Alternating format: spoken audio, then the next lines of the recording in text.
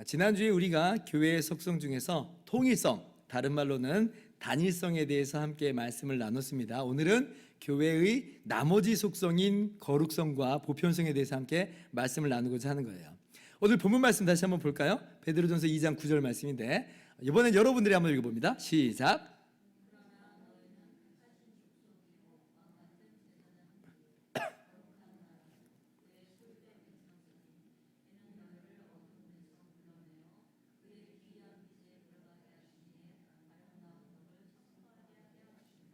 자, 예수님을 믿는 사람들의 신분이 이제 어떻게 변화되었는지를 말씀해 주고 계시죠.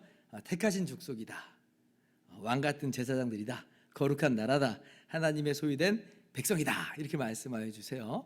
자, 그런데 이 말씀을 자세히 보면 너희라고 이렇게 말씀하시면서 동시에 단수의 집합명사로 써 있어요. 단수의 집합명사인데 단수예요. 즉 족속들, 제사장들, 나라들, 백성들 이런 게 아니라 하나의 족속, 하나의 제사장, 하나의 나라, 하나의 백성이라고 하는 의미를 담고 있는 겁니다.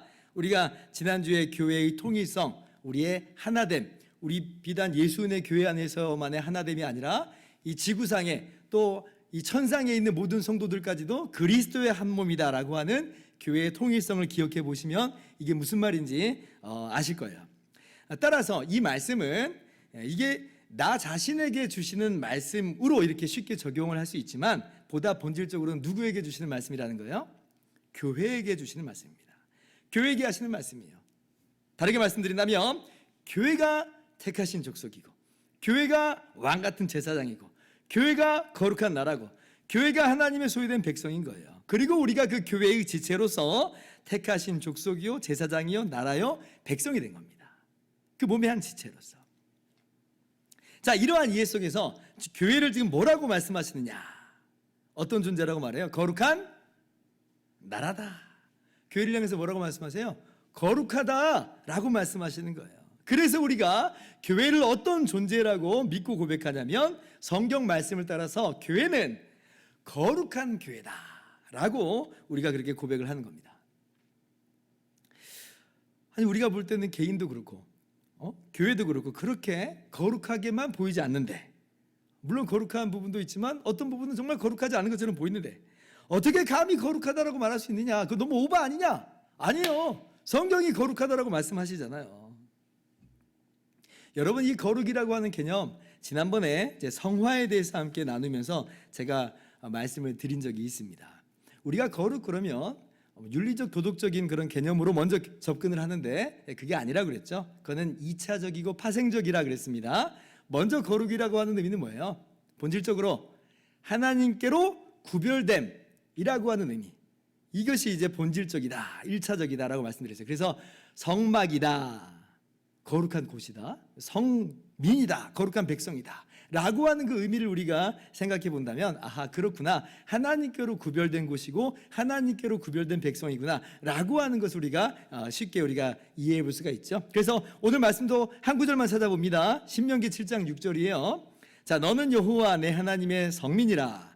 내 하나님 여호와께서 지상 만민 중에서 너를 자기 기업의 백성으로 택하셨나니. 자, 하나님께서 이스라엘 백성을 출애굽시킬 때 이야기입니다. 그때 이스라엘 백성을 향해서 뭐라고 말씀하세요? 하나님의 성민이다, 하나님의 거룩한 백성이다라는 거예요.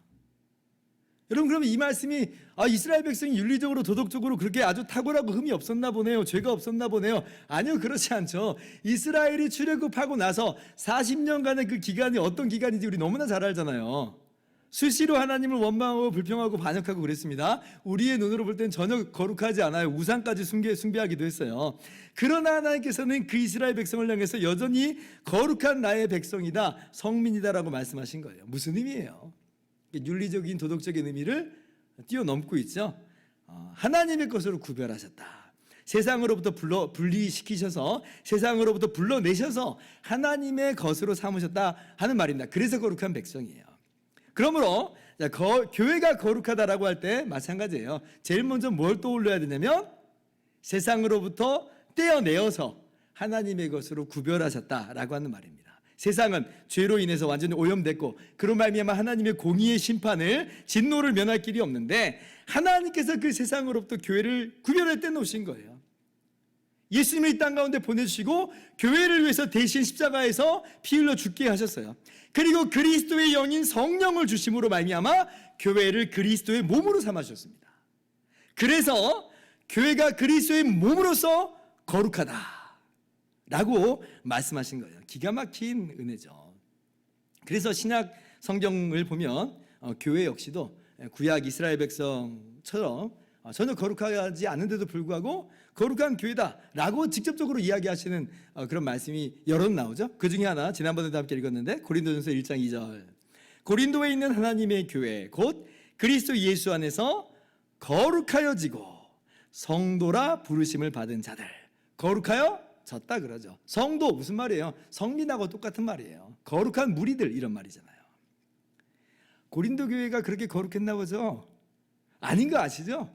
고린도 교회가 얼마나 엉망진창인지를 제가 지난번에도 말씀을 드렸습니다. 고린도 교회 안에 파당이 있어요. 뭐 게바파, 뭐 바울파, 아볼로파, 뭐 하나의 교회가 이리저리 찢어지고 분열된 모습이 있어요. 성적인 윤리적인 타락까지도 있었습니다. 심지어 이방인 중에서도 차마 입에 담기 힘든 타락인데, 그런데 심지어는 고린도 교회가 그런 사람을 권징하지도 않아요. 내버려 둬버립니다. 성찬을 대할 때도 하나됨을 심지어 성찬은 한 몸됨을 누리는 시간인데, 근데 하나됨을 누리지 못하고 각자 자기의 성찬을 가져다가 성찬을 떼고 있는, 전혀 성찬답지 못한 성찬을 하고 있는 그런 모습을 고린도 교회가 보여주었단 말이에요. 진짜 여러 가지 흠과 티가 있는 교회인데, 근데 뭐라고요?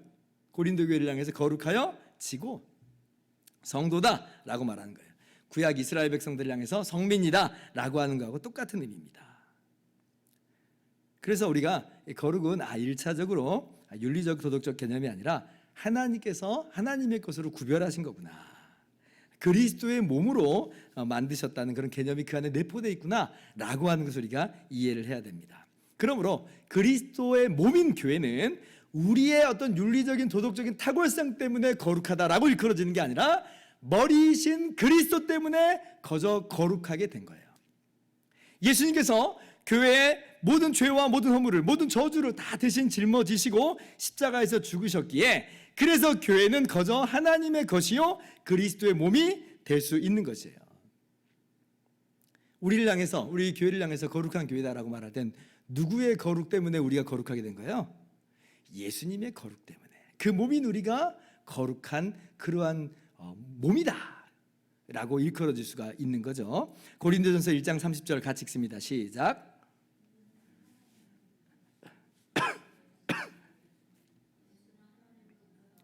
우리의 지혜와 의로움과 거룩함과 구원함이 되셨으니. 자, 교회의 머리이신 예수님이 우리 몸인 교회의 거룩함이 되셨어요. 그러니까 우리의 머리가 되신 예수님이 거룩이세요. 우리의 거룩이세요. 그래서 예수 그리스도 안에서 우리가 거룩한 존재가 되었다. 그러면 자, 교회가 이렇게 거룩성을 가지고 있는데 그럼 어떻게 살아가야 되는 게 마땅해요? 그렇죠. 개인적인 차원에서도 마찬가지고 교회 차원에서도 거룩한 공동체의 모습을 보여줘야 됩니다. 그렇게 살아야 돼요. 그게 마땅한 거예요. 성경을 보면 교회를 일컫는 비유적 표현으로서 그리스도의 몸이다 라고 하는 그런 내용이 굉장히 많이 나오고, 또 어떤 표현을 쓰시냐면 성령이 거하시는 하나님의 성전이다, 이런 표현을 써요. 같은 말인데 강조점이 약간 좀 차이가 나는 거예요. 교회가 그리스도의 몸이 될 수 있었던 것은 그리스도의 영인 성령이 교회 안에 임재하심으로, 성령께서 우리를 그리스도와 하나가 되게 하심으로 교회가 그리스도의 몸이 된 겁니다. 그러니까 교회 안에 누가 계신 거냐면 성령이 계셔서 역사하시는 거예요. 그래서 교회는 그리스도와 하나가 됐으니 그리스도의 몸이요, 성령이 임재하시니 성령께서 거하시는 하나님의 성전인 거예요. 각도만 약간 다른 것뿐이에요. 따라서 교회가 거룩하신 그리스도의 몸이니 이미 거룩하게 되었고 거룩한 모습으로 나와야 되는 게 마땅하고, 또 교회는 성령이 임재하여 계시니, 성령이 문자 그대로는 거룩한 영이잖아요. 거룩한 영이신 성령이 거하시니 거룩하게 되었으며 또한 거룩한 모습으로 나오는 게 마땅하다는 것이에요. 그래서 고린도전서를 보면 교회를 거룩한 교회라 이미 말씀하시면서 또한 교회를 향해서 거룩한 삶을 굉장히 강하게 요구하시죠. 고린도전서 3장 16절 17절 교독할까요? 너희는 너희가 하나님의 성전인 것과 하나님의 성령이 너희 안에 계시는 것을 알지 못하느냐. 제가 말씀드린 개념이에요. 17절 같이 읽습니다. 시작.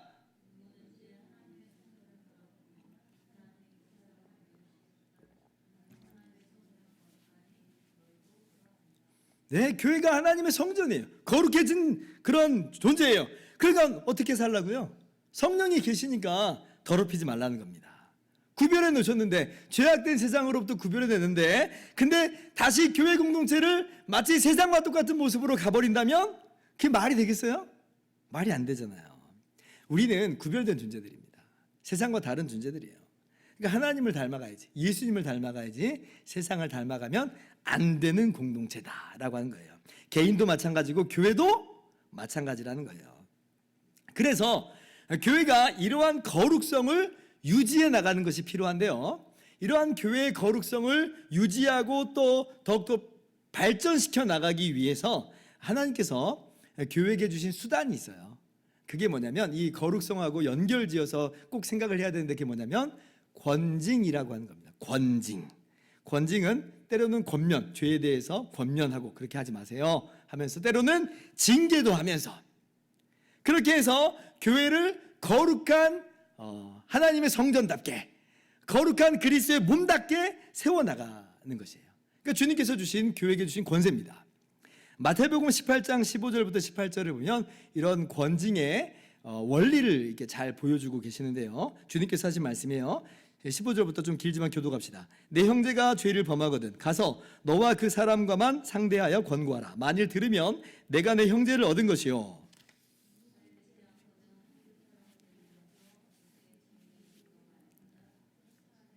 만일 그들의 말도 듣지 않거든 교회의 말하고 교회의 말도 듣지 않거든 이방인과 세리와 같이 여기라.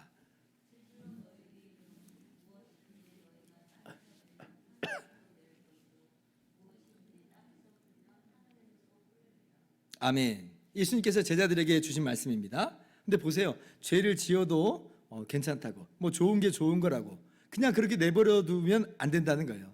어떻게 하든지 교회가 성장만 하면 되는 거야? 아니요, 전혀 그렇지 않아요. 꽝 잡는 게 매지, 그렇지 않다는 거예요. 교회는 어떤 공동체여야 되냐면 거룩한 공동체여야 된다는 거예요. 그래서 권징을 하도록 하신 겁니다. 아까 고린도 교회 제가 이야기를 잠깐 했는데, 고린도 교회가 바로 그런 문제에서 심각한 결점을 드러내고 있었죠. 고린도 교회가 성적인 그런 타락한 사람이 있었어요. 그런데 더 큰 문제 중에 하나는 뭐냐면, 그렇게 성적인 죄를 지은 사람을 내버려둬 버렸습니다. 내버려뒀어요. 여러 가지 이유가 있었겠죠. 고린도 교회에 분열이 있었다고 했으니까, 이거 우리 파니까 이거는 보호해 줘야 돼. 뭐 우리나라 정치 보면 우리 쪽 사람은 그냥 아무 말 안 하잖아요. 죄를 져도 우리 파야. 어쩌면 이 사람이 교회에 굉장히 유력한 사람일 수 있어요. 돈이 많다든지 사람들이 세력이 좀 크다든지. 그러니까 뭐 이런 사람, 이 사람을 위해서 막 신학적인 정당성을, 그래도 괜찮다고 하는 막 신학적 정당성을 막 양산을 내고 있었을지도 모릅니다. 괜히 그냥 내버려둔 건 아닐 거예요. 이유가 있었을 겁니다. 근데 바울 사도는 뭐라고 말해요? 단호하게 말씀하세요. 고린도전서 5장 1절 2절입니다. 너희 중에 심지어 음행이 있다함을 들으니 그런 음행은 이방인 중에서도 없는 것이라. 누가 그 아버지의 아내를 취하였다 하는도다. 2절 같이요. 너희가 오히려 교만하여져서 어찌하여 통한이 여기지 아니하고 그 일 행한 자를 너희 중에서 쫓아내지 아니하였느냐. 바울 사도가 지금 뭐 하라고 하는 거예요? 출교시키라는 거예요. 주님께서 주신 그 권세로, 교회에게 주신 그 권세로 권징을 하라는 겁니다. 출교시켜라. 그래서 이제 고린도 교회의 이 예와 같이 이렇게 치명적인 죄를 지은 사람은 처음부터 이렇게 강하게 권징을 하는 것이고, 이제 타인을 향한 어떤 개인적인 죄를 지은 경우에는 아까 마태복음에서 말씀하신 것처럼 여러 단계를 나누어서 시행하는 것이 바람직합니다. 먼저는 나에게 죄를 지은 사람에게 1대1로 권고하라 그러죠. 개인적으로 가서 권고하라는 거예요. 그래서 들으면 이제 그걸로 이제 되는 겁니다. 근데 안 들으면 어떻게 해요? 두세 사람의 증인을 동행해서 권고하라 그러죠. 또 그렇게 들으면 이제 괜찮아요. 근데 그것도 안 되면 이제 교회에게 이야기해서 교회가 나서서 권고하도록 합니다. 근데 그것도 안 되면 이방인과 세리같이 여기라, 출교시키라는 거예요. 그러니까 이런 이제 그 단계를 좀 밟아가면 좋죠. 얼마 전에 제가 아는 어떤 한 교회에서 원로 목사님이 성도들에게 개인적으로 돈을 빌렸어요. 그런데 갚지 않아 버렸습니다. 그러니까 이게 이제 크게 문제가 된 경우가 있었어요. 자세한 내막은 뭐 제가 잘 모르는데, 근데 이제 어떻게 결론이 났냐면 이제 그 교회에서 그분이 원로 목사님인데 원로직을 박탈시켰어요. 그 노회에서도 원로직을 취소시켜 버렸습니다. 이게 뭐냐면 권징인 거예요, 권징. 그 목사님이 오랜 기간 동안 교회를 담임했었고 그 교회가 성장할 때 주역 중에 한 명이에요. 이 목사님이 담임할 때 교회가 엄청 성장을 한 거예요. 그러니까 원로가 된 거죠. 그러나 그거랑은 상관없는 거예요.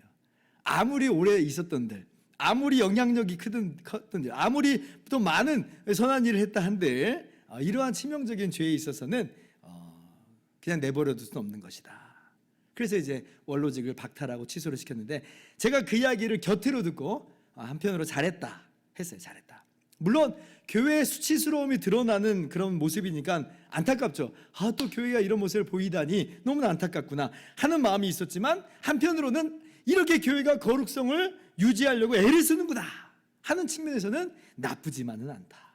이래야지 그 원로였던 목사님도 정신 차리잖아요. 아이고, 내가 잠시 본질에서 이탈했구나. 다른 사람들도 또 경각심을 갖겠잖아요. 교회가 순수함을, 거룩성을 유지해야 되는 거구나. 그래서 이렇게 주님의 은혜로 목사님도 살고 교회도 살고 그럴 수 있으니까 나쁘지만은 않다.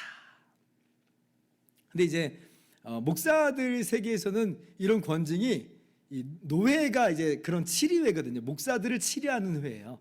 그래서 권징이 때때로 있습니다. 우리 노회에서도 가끔 이제 이런 치리건들이 상정돼서 이야기될 때가 있어요. 근데 이제 목사님들은 이렇게 자정이 되거든요. 아직 한참 멀었지만, 근데 이제 교회 내에서의 권징은 안타깝게도 아쉽게도 교회가 많이 이 권세를 이렇게 잃어버렸죠.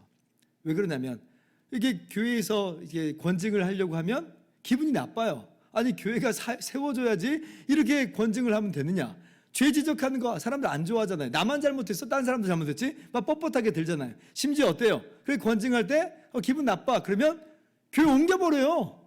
그러니까 이게 교회가 쉽게 권징을 하지 못하는 그런 측면이 있었고, 그러니까 교회 공동체가 어떻게 하든 거룩을 지켜나가려고 하는 그 모습에서 이제 그 부분들이 많이 희석돼 버린 게 있어요. 안타까운 부분들입니다. 그래서 교회가 이러한 권징을 좀 어느 정도 우리가 다시 이렇게 상기할 필요가 있고, 그리고 교회가 거룩한 공동체로 이렇게 세워져 나가는 것에 수고할 필요가 있다라고 하는 것을 기억할 필요가 있겠습니다. 근데 주의할 점이 있어요. 이런 권징을 할 때 꼭 주의할 점이 있습니다. 어떤 점이에요? 나는 의롭고 저 사람은 죄인이야, 이런 개념은 아닌 거예요. 마치 우리는 하나도 잘못 없는 것처럼 뭐 떳떳하고 당당하냐? 그렇지 않잖아요. 이건 교회에게 주신 권세입니다. 그러니까 당회가 이러한 권징을 하는 그런 기관으로서 교회에 자리 잡고 있는 거예요. 그러면서 또 하나는 이제 뭘 또 알아야 되냐면, 교회 개인도 마찬가지예요. 교회도 이 땅에서 그러면 완전히 100% 거룩한 교회 공동체를 이룰 수 있는 거냐? 그렇지 못합니다. 왜냐하면 교회는 어떤 공동체예요? 우리들이 교회잖아요. 우리들이. 그러니까 우리 개개인이 죄인들이에요. 그러니까 우리의 성화, 우리가 우리 개인의 거룩함을 위해서 애쓰고 수고하지만 이 땅에서는 완성되지 않는다 그랬잖아요. 근데 그러한 우리들의 공동체인 교회이니까, 교회 공동체가 그런 100% 아주 죄도 없고 흠도 없는 그런 공동체로 이 땅에서 될 수 있느냐? 마찬가지예요. 안 되는 겁니다. 그 방향으로 나아가는 거예요. 그러니까 교회도 그 방향으로 나아가는 거예요. 개인도 거룩의 방향을 향해 나아가는 것처럼 교회도 거룩한 존재지만 거룩의 방향을 향해서 나아가는 그런 존재들이다 라고 하는 것을 우리가 좀 기억할 필요가 있어요. 그래서 어느 교회가 좀 마음에 안 들어? 그러면 다른 교회로 또 가버려. 더 거룩한 교회가 있겠지. 아니요, 이 땅에서 거룩한 교회는, 그렇게 100% 거룩한 교회는 없는 겁니다. 우리가 있는 곳에서 우리 교회의 거룩함을 우리가 날마다 지켜나가는 것이 마땅한 모습이다라고 하는 것을 좀 기억할 필요가 있어요. 우리가 이것을 좀 주의를 해야 됩니다. 자, 그래서 에베소서 4장 13절 말씀인데요. 한번 같이 읽어봅시다. 시작.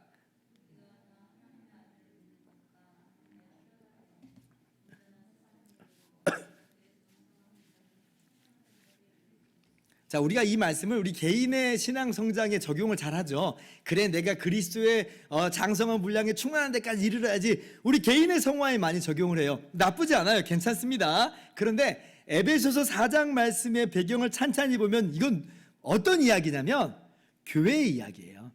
그러니까 교회를 향해서 지금 하는 이야기 중에 나온 대목입니다. 교회가 어떠한 존재냐라고 하는 걸 보여주는 거죠. 교회도 지어져 가는, 완성되어져 가는 존재. 아직은 완성되지 않는 그 완성은 주님 다시 오셨을 때 이게 우리가 하나님의 나라로서 나타났을 때, 그때 요한계시록에 마치 신부가 신랑을 위해서 단장한 것 같이 교회가 딱 나타나잖아요. 영광스럽게 멋지게. 그때는 완성된 거예요. 근데 이 땅에서는 아직 우리 안에는 때 묻은 모습들, 부족한 모습들, 그런 모습들이 참 많아요. 우리가 그렇게 이제 빚어가고 성장해 나가는 거다, 이런 개념을 우리가 꼭 기억해야 됩니다. 그래서 우리가 교회의 연약함을 보고서 실망이 될 때가 있지만, 실망하다 못해 실족하면 안 돼요. 막 나는 뭐 교회를 떠나버리겠어. 그러면 안 되죠. 그 믿음을 잃어버리면 우리의 구원을 우리가 잃어버리게 되잖아요. 혹은 교회를 막 떠난 듯이 교회를 깨버리면 안 돼. 이게 주님의 말씀이 본질적으로 그 문제없이 선포되고 있다면, 성찬이 또 세례가 문제없이 시행되고 있다면, 그 교회 내에서 이것을 아름답게 빚어나가려고 애를 써야지, 이거 마음에 안 든다고 나가버리잖아요. 그럼 뭘 깨지는 거예요? 뭘 깨트리는 거예요? 교회의 그 성격 중에 하나가 지난주에 뭐라고 했어요? 통일성, 단일성이 있다고 그러잖아요. 우리가 한 몸인데 한 몸을 깨고 나가는 거잖아요. 그러니까 교회의 또 다른 성격인 이 통일성을 염두에 둬야 됩니다. 그러니까 거룩성만 막 쫓아가면 통일성을 자칫 깨버리기가 쉽거든요. 함께 아울러서 우리가 기억을 해야 돼요. 근데 그럼 그 표지는 뭐냐라고 할 때, 교회에 하나님 말씀이, 복음이 올바르게 선포되고 있다면, 이단 사설이면 떠나야죠. 근데 복음이 하나님의 복음이 아름답게 잘 선포되고 있다면, 세례와 성찬이 제대로 시행되고 있다면, 그러면 거기는 교회가 맞음으로 그 안에서 이 거룩성을 우리가 지켜나가기로 애를 써야 된다. 그러니까 이것을 넘어서는 것은 실족이다라고 하는 것을 좀 기억하면서, 부단히 우리 개인의 거룩을 위해서, 또 교회의 거룩을 위해서 함께 나아갈 수 있기를 바랍니다. 감사한 건 뭐냐면, 이런 거룩을 그러면 우리의 힘과 노력으로 우리만 애쓰고 수고해서 하는 거냐라고 할 때 그렇지 않고, 자, 왜 우리가 거룩한 하나님의 성전이라고 그랬어요? 누가 우리 안에 계세요? 성령이 계신다고 그랬죠? 성령이 우리 가운데 거하셔서 그리스도의 몸으로 그렇게 연합시키겠다고 했잖아요. 성령이 계세요. 성령이 그럼 우리 안에서 그냥 아무것도 안 하고 가만히 계시는 거겠어요? 아니죠. 그리스도와 한 몸 되게 하신 성령께서는 거룩한 성령이므로 우리를 날마다 거룩하게 하세요. 그러니까 교회를 거룩하게 그렇게 빚어가시는 분이 성령이세요. 그래서 이 거룩을 향한 발걸음은요, 우리 홀로 걸어가는 길이 아닙니다. 성령께서 우리와 동역하시는 거예요. 성령의 능력과 힘으로 우리가 애쓰는 겁니다. 그래서 그래, 성령께서 역사하시니 우리가 그렇게 거룩한 모습으로 날마다 빚어지게 될 거야 라고 하는 기대와 또 믿음으로 또 기도하면서 그렇게 성령의 역사로 날마다 거룩해지는 우리 개인과 우리 교회가 되기를 바랍니다. 자, 교회의 성격 뭐라고요? 거룩하다, 거룩하다. 자, 그리고 두 번째, 우리 마지막이에요. 오늘의 두 번째고 세 번째죠. 자, 교회의 성격 마지막, 보편성입니다. 자, 로마서 10장 11절부터 13절 말씀인데요. 같이 또 교독할까요?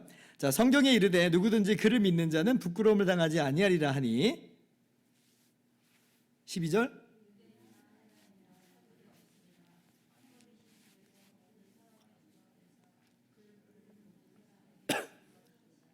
같이요.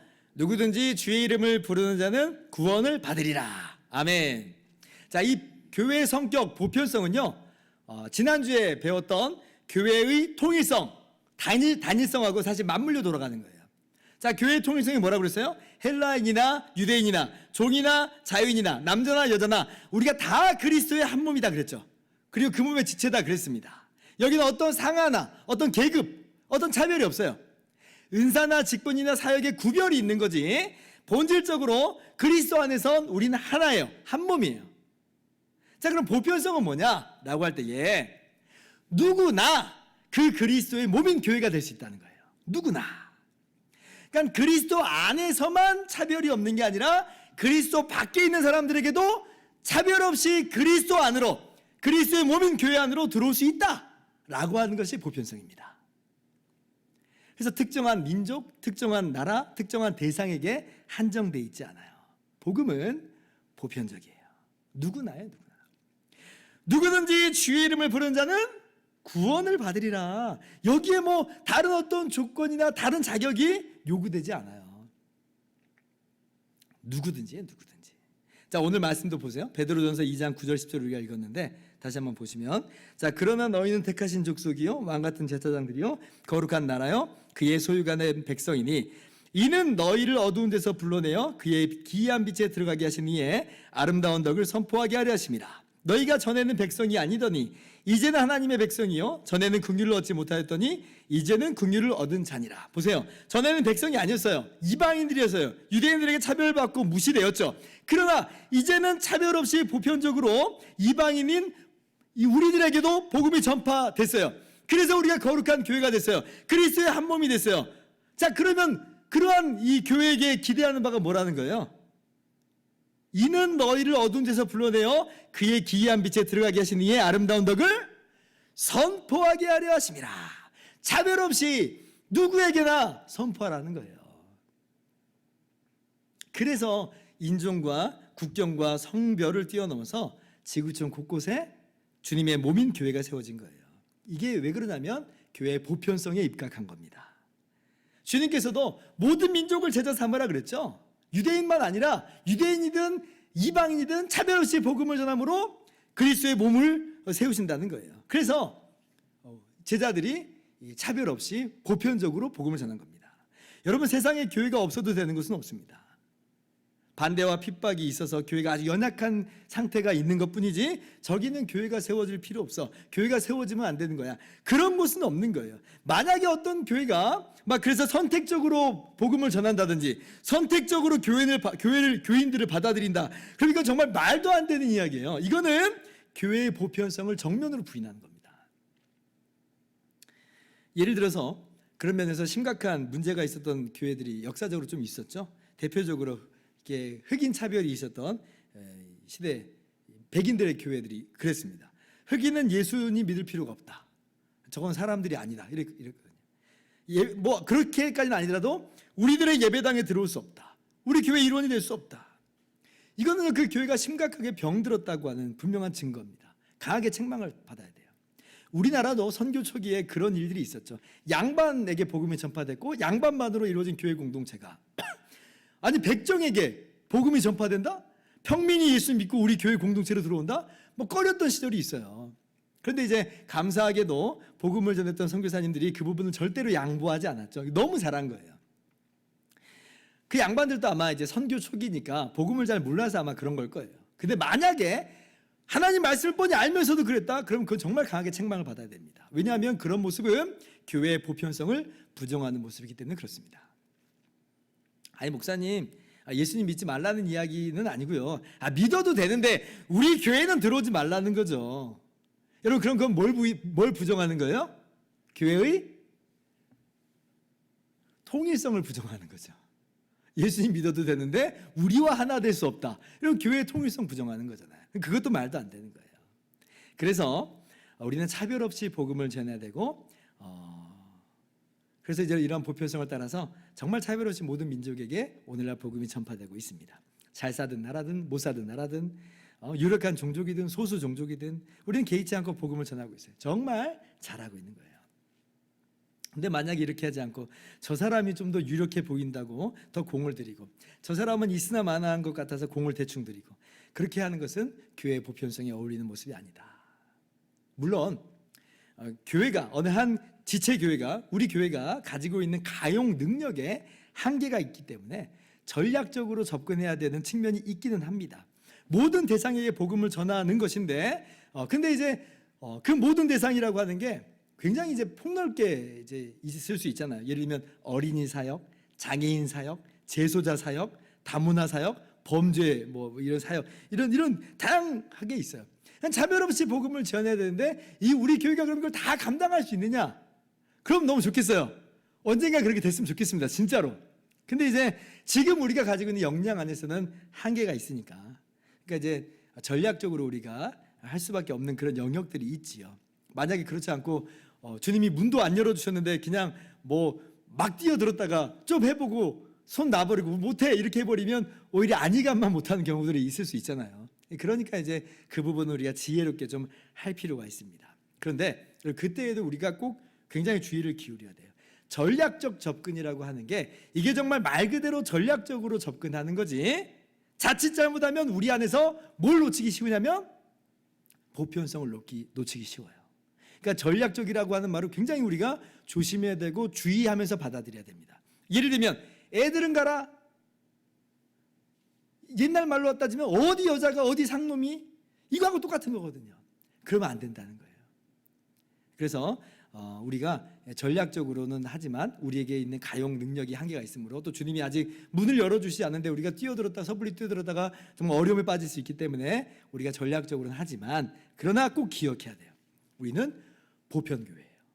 보편적으로 누구에게나 차별 없이 복음을 전할 의무가 우리 가운데 있다라고 하는 것을 꼭 기억하면서 절대 이 본질에서 이탈하지 않는 우리 교회가 되기를 바랍니다. 자, 이제 말씀을 마칩니다. 교회는 그리스도의 몸이요 성령께서 거하시는 하나님의 성전이에요. 교회는 거룩한 공동체예요. 우리가 꼭 이것을 유념할 수 있기를 바랍니다. 거룩한 공동체로서 날마다 빚어가는 우리가 되기를 바라고, 우리 개인의 삶이 되기를 바라요. 또 우리 교회가 차별 없이 모든 사람에게 이 구원의 복된 소식을 전하는 그런 보편적인 공동체라고 하는 것을 기억하면서 이 사명을 잘 감당하는 우리 교회가 될 수 있기를 주님의 이름으로 축원합니다.